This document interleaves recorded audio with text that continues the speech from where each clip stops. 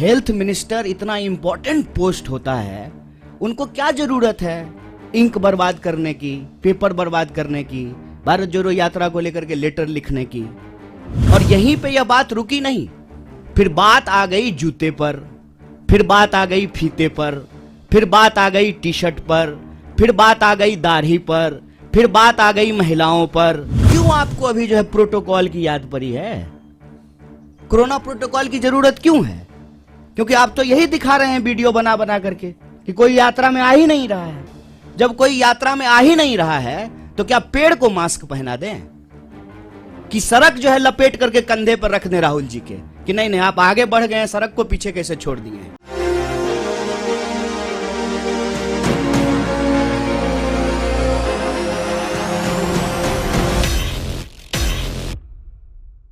राहुल गांधी की भारत जोड़ो यात्रा रोकने के लिए केंद्र सरकार के कुछ आदेश दिए गए थे। स्वास्थ्य मंत्री ने एक उनको नोटिस जारी करके लेटर दिया था, उसमें साफ बातें लिखी थी कि कोविड प्रोटोकॉल का या तो ध्यान रखिए या तो ये यात्रा रोक दीजिए। यात्रा रोकने की इंटेंशन नहीं थी, बस कोरोना से बचने के लिए सारी बातें बताई गई थी। लेकिन अब कांग्रेस पार्टी को ऐसा लग रहा है या सचमुच ऐसा है कि यात्रा रोकने के लिए कोरोना को एक बड़ा कह सकते हैं डर दिखाते हुए केंद्र सरकार इस यात्रा पर जरूर कोई ना कोई इम्पैक्ट डालती नजर आएगी। इससे पहले राहुल गांधी ने एक बयान दिया था कोरोना की वजह से यात्रा रोकने को लेकर, वो हमने कल अपने खास प्रोग्राम के जरिए आप सभी तक पहुंचाया था कि राहुल गांधी ने किस तरीके से उस लेटर के जरिए जिक्र करते हुए कुछ बातें रखी थी। और कन्हैया कुमार ने भी एक बड़ा हमला बोला है। कन्हैया कुमार के इस खुलासे से तमाम बवाल मचा हुआ है कि किस तरीके से जो सियासत जारी है, कन्हैया कुमार के अब इस बयान को लेकर भी चर्चाएं शुरू हो चुकी हैं। कांग्रेस के ऑफिशियल यूट्यूब अकाउंट पर यह शेयर किया गया वीडियो कन्हैया कुमार का भाषण है। 12 मिनट का ये भाषण है, लेकिन जिसमें कोविड को लेकर चर्चा की गई, यात्रा को लेकर ज़्यादा चर्चा की गई। आप वो बयान सुने और साथ ही साथ राहुल गांधी ने भी जो बातें कही थी वो तो आपको बता ही दी। राहुल गांधी ने साफ कहा था कि बीजेपी अब यहाँ पर अलग रणनीति बना रही है, कोरोना का डर दिखाते हुए इस यात्रा को रोकने की कोशिश कर रही है। तो राहुल का बयान दिखाया, लेकिन अब कन्हैया कुमार का ही बयान सुने, जिसमें आपके लिए आसान हो जाएगा समझना कि आखिर क्या कुछ रणनीति इस भारत जोड़ो यात्रा के खिलाफ बनाई जा रही है। इसको रोकने के लिए हर एक मुमकिन कोशिश की जाएगी। और जो इस साल लोग भूलते नजर आ रहे थे कोरोना जैसा शब्द, अब उसको दोबारा जहन में लाया जा रहा है। लॉकडाउन जैसा लोगों के मन में एक डर सता रहा है। तो इन सब बातों को लेकर यहां पर कन्हैया ने कुछ खुलासे किए। देखिए उनका पूरा भाषण। भारत जोड़ो यात्रा को लेकर के सरकार का और भाजपा का क्या रवैया रहा है उस पर बात करेंगे। मैं सबसे पहले आपको ये कहना चाहता हूं कि आप सब लोगों ने देखा है शुरू से ही, जब से इस यात्रा का अनाउंसमेंट हुआ है, जब से इस यात्रा की घोषणा हुई है, खास करके भाजपा ने इस यात्रा पर चौतरफा हमला करना शुरू कर दिया। इसके अलग अलग बिंदु हैं। सबसे पहला हमला ये बोल करके किया गया कि भारत तो जुड़ा हुआ है, क्या जोड़ने के लिए निकले हैं? भारत जो है दुनिया की सबसे बड़ी अर्थव्यवस्था बन चुका है। मोदी जी के नेतृत्व में हम लोग जो है दोबारा विश्व गुरु बन चुके हैं। भारत लगातार जो है विकास कर रहा है। तो ऐसी कौन सी जरूरत आन पड़ी है कि आपको भारत जोड़ने की जरूरत है?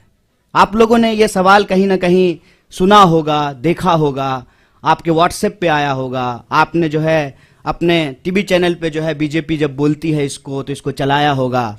और चर्चाओं में भी भाजपा के लोग बार बार ये बोलना शुरू किए कि भारत तो जुड़ा हुआ है, तो क्या जोड़ने के लिए निकले हैं, इसकी जरूरत क्या है? तो मैं एक काउंटर सवाल आज उनका जो ये हमला था उसका करना चाहता हूं कि भारत जब जुड़ा हुआ है और भारत जोड़ो यात्रा की कोई प्रासंगिकता ही नहीं है आपके नजर में, तो आप इसकी चर्चा क्यों कर रहे हैं?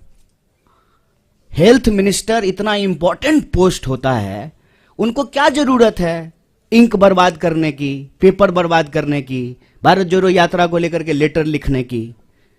जिसकी जरूरत ही नहीं है उनके नजर में, उसकी चर्चा वो क्यों कर रहे हैं? पहला प्रश्न उनसे पूछा जाना चाहिए। हम ये समझते हैं कि देश जुड़ा हुआ है जमीनी तौर पर, भौगोलिक तौर पर, देश जुड़ा रहे भावनात्मक तौर पर भी, क्योंकि देश हमेशा देश के लोगों से बनता है। लोगों को हटा करके कोई देश नहीं होता है। देश के लिए लोग भी जरूरी होते हैं, जमीन भी जरूरी होती है, और देश की संप्रभुता, उसकी आजादी भी जरूरी होती है। हमारे पास संप्रभुता है और उसी संप्रभुता के आधार पर जो है हम अपनी सीमाओं को लेकर के, सुरक्षा को लेकर के सरकार से सवाल पूछते हैं कि हमारी संप्रभुता अक्षुण्ण रहे। देश हमारा जमीन से जुड़ा हुआ है, लेकिन देश के लोग भी जुड़े रहे ना। जब इस देश के लोगों को उनके पहचान के आधार पर बांटा जाता है, उनके अंदर भेदभाव पैदा किया जाता है, एक के खिलाफ जब दूसरे को खड़ा किया जाता है, तो देशवासियों को आपस में तोड़ने की कोशिश की जाती है। और देश अगर भावनात्मक रूप से नहीं जुड़ा रहेगा तो आप जमीन से भी बहुत देर तक जोड़ के नहीं रख पाएंगे। इसीलिए देशवासियों को आपस में जोड़ना जरूरी है। और पहले दिन से हमने कहा कि यह यात्रा दिलों को जोड़ने की यात्रा है। हम चाहते हैं कि देश में मोहब्बत हो। यह जो नफरत की बयार लगातार बह रही है, इस नफरत को हराया जाए, क्योंकि अगर नफरत का माहौल रहेगा तो देश के भीतर जो बुनियादी सवाल हैं, रोजी रोटी, कपड़ा, मकान, शिक्षा, स्वास्थ्य, सड़क, बिजली, पानी, ये मुद्दे गायब हो जाएंगे राजनीति के विमर्श से। हमारी मंशा बिल्कुल साफ थी। तो जो लोग ये पूछ रहे थे उनको ये समझना था, ये सवाल खुद से पूछना था कि क्या जब इस देश में भर्ती घोटाला होता है, भर्तियां नहीं होती हैं, जब किसी इंसान के साथ सरेआम मारपीट होती है, महिलाओं के साथ बलात्कार होता है, तो आपकी भावना नहीं टूटती है, नौजवानों के सपने नहीं टूटते हैं। उसी भावनाओं को जोड़ने के लिए, उसी सपने को जोड़ने के लिए यात्रा है। तो पहला हमला उन्होंने ये किया कि भारत जोड़ो यात्रा की जरूरत क्या है। दूसरा हमला जब यात्रा शुरू हुई तब उन्होंने दूसरा हमला किया, और ये बड़े शर्म की बात है और बड़ी सोचने की बात है। हमारे बीच में भी मेंबर ऑफ पार्लियामेंट बैठे हुए हैं, इलेक्टेड रिप्रेजेंटेटिव्स हैं। इलेक्टेड रिप्रेजेंटेटिव की एक जिम्मेवारी होती है कि वो जब भी बोले तो सोच समझ करके बोलें, ताकि हम भी उनको फॉलो करें, हम भी उनसे सीखें। और मैं तो कहता हूं कि आज अगर नेताओं की बात पे भरोसा करके कोई स्टूडेंट उसको सच मान ले और परीक्षा में वही लिख दे तो वो फेल हो जाएगा, क्योंकि वो इतना झूठ बोलते हैं, इतना गलत बोलते हैं। आप याद कीजिए, दूसरा हमला हुआ जिस दिन यात्रा शुरू हुई, देश के मंत्री के द्वारा, चुने हुए रिप्रेजेंटेटिव के द्वारा झूठ बोला गया कि राहुल जी जो है विवेकानंद जी की मूर्ति पे नहीं गए थे। तो दूसरा हमला उन्होंने किया कि यात्रा जब शुरू हो गई है तो उसको बदनाम करने का। और यहीं पे यह बात रुकी नहीं, फिर बात आ गई जूते पर, फिर बात आ गई फीते पर, फिर बात आ गई टी शर्ट पर, फिर बात आ गई दाढ़ी पर, फिर बात आ गई महिलाओं पर। और यहां पर भी वो रुके नहीं, माने नहीं, हर दिन कुछ ना कुछ निकालना शुरू किए। और जब हकीकत में कुछ नहीं मिला तो जो उनका तीसरा हमला था, जो उनका डर्टी ट्रिक डिपार्टमेंट जो करता है कि किसी का सर किसी के जो है सर के ऊपर लगा दो, किसी का आवाज कहीं पे चिपका दो, यात्रा को लेकर के नकली वीडियो बनाना शुरू किए।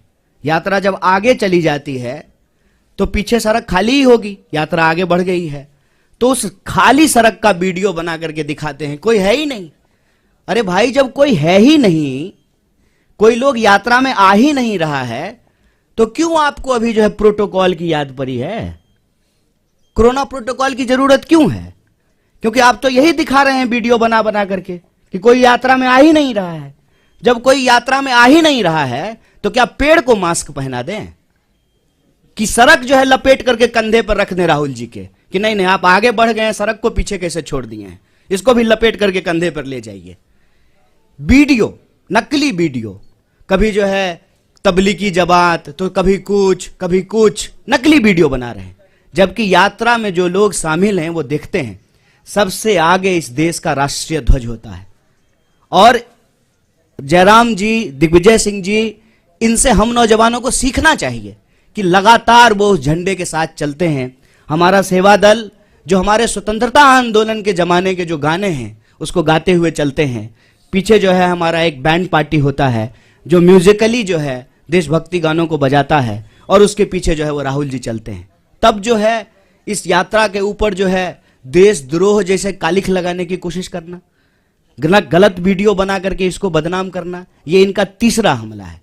और चौथा हमला आप सब लोगों ने देखा होगा कि राहुल जी गुरुद्वारा जाते हैं तब भाजपा ठीक रहती है, राहुल जी जब चर्च जाते हैं तब भी बीजेपी को कोई दिक्कत नहीं है, राहुल जी जब मजार पे जाएं, मस्जिद पे जाएं तब भी भाजपा को कोई प्रॉब्लम नहीं है। मंदिर में जाते ही ऐसा लगता है जैसे भाजपा वालों को कोई जमाल गोटा खिला दिया हो। अचानक से दस्त होना शुरू हो जाता है। क्या प्रॉब्लम है आपको? इस देश का नागरिक, इस देश का व्यक्ति, इस देश के किसी भी धार्मिक संस्थान पर जाने के लिए स्वतंत्र है। तो देखा आप सभी ने, कन्हैया कुमार ने अपने इस भाषण, जो कह सकते हैं आप छोटा क्लिप है तो बयान ही कहेंगे, इसे बयान में यहाँ पर साफ बात कही कि बीजेपी इस हद तक गिर चुकी है कि जो भी मुद्दे दबा दिए जा चुके हैं उन मुद्दों को उठाती नजर आ रही है। लेकिन जिस तरीके से यहाँ पर चर्चा इस बात की जा रही है कि क्या सचमुच भारत जोड़ो यात्रा से डर गई है केंद्र सरकार, यानी कि बीजेपी की सरकार या विपक्षी पार्टियां, तो ये सबसे बड़ा मुद्दा बना हुआ है। अगर डर गई है तो यानी कि राहुल की यात्रा सफल रही। उनको यही डर दिखाना था कि उन्होंने कहीं ना कहीं ये सोचा था कि कांग्रेस को तो हल्के में ले लिया बीजेपी ने, लेकिन लोकसभा चुनाव 2024 से पहले ये धमकियां, ये यात्रा के जरिए जनादेश देना कि तैयार हो जाइए इस बार लोकसभा चुनाव में। पिछली बार 2019 जैसा हाल नहीं बल्कि उसका उल्टा हो सकता है। जो बीजेपी को आंकड़े मिले थे वो कांग्रेस को मिल सकते हैं, जो कांग्रेस को मिले थे वो बीजेपी को मिल सकते हैं। ऐसा कई बार दावा राहुल गांधी कर चुके हैं कि अगर बीजेपी को कोई हराएगी पार्टी तो वो कांग्रेस ही होगी। ये बात उन्होंने साफ कर दी है। राहुल को लेकर अभी एक और जानकारी हाल ही में एक नेता ने दी बीजेपी की। उन्होंने कहा कि जो मुख्यमंत्री हैं, हाल ही में हिमाचल के मुख्यमंत्री चुने गए, उनको कोरोना पॉजिटिव पाया गया। उनको लेकर खबर सामने आई। राहुल गांधी उनसे मिले थे और ये कहा जाता है कोविड के नियमों के तहत कि अगर किसी कोरोना पेशेंट से आप मिलते हैं, उसको पता नहीं होता लेकिन आप मुलाकात करते हैं, तो आप भी कोविड की चपेट में आ चुके हैं। तो उन्होंने ये कहा कि राहुल को अपनी यात्रा तुरंत रोक देनी चाहिए क्योंकि वो भी कोरोना पीड़ित हो चुके हैं। ये सारी बातें अब बीजेपी के नेताओं के द्वारा की जा रही है। तो आपको क्या लगता है, क्या सचमुच कांग्रेस पार्टी से डर रही है अब बीजेपी? क्या भारत जोड़ो यात्रा से डर रही? तो अपनी राय कमेंट सेक्शन में जरूर रखिएगा। बहुत बहुत धन्यवाद।